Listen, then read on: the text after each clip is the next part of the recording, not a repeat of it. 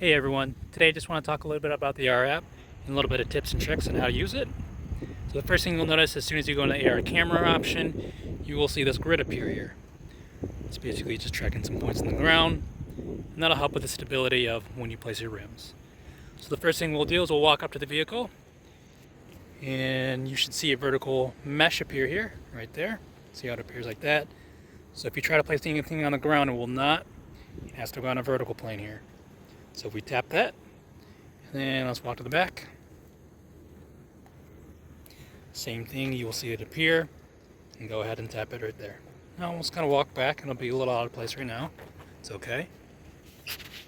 So what you can do is you can tap and move it around. Same thing with the front. So it looks like it's just about right. And then once you go ahead and click that upper right button called Mesh View, and this will hide the tracking lines. So now that's the fun part where you can go in and change colors here, the rim. You can do a bigger caliper, a little bright caliper back there. And let's go from a blue caliper to something classic like a red. And then maybe a little bit of stickers on the sidewall there. And then maybe let's go bigger rotors. We'll go with some nice grilled rotors there. And we can go through to the different rim styles here as well.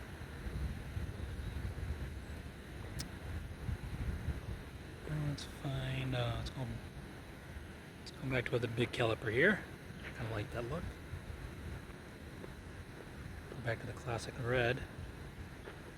And still has tire stickers back on. So for some reason, depending on your environment and your lighting, your rims disappear when you're doing this. Go ahead and just tap that mesh view button back on, where these lines show, and your rim should appear, and just tap it back off.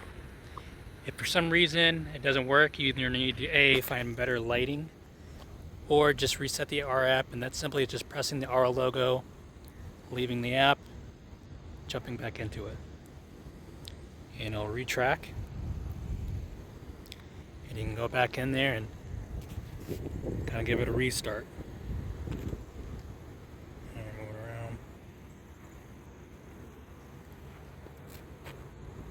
Back here, stand back again.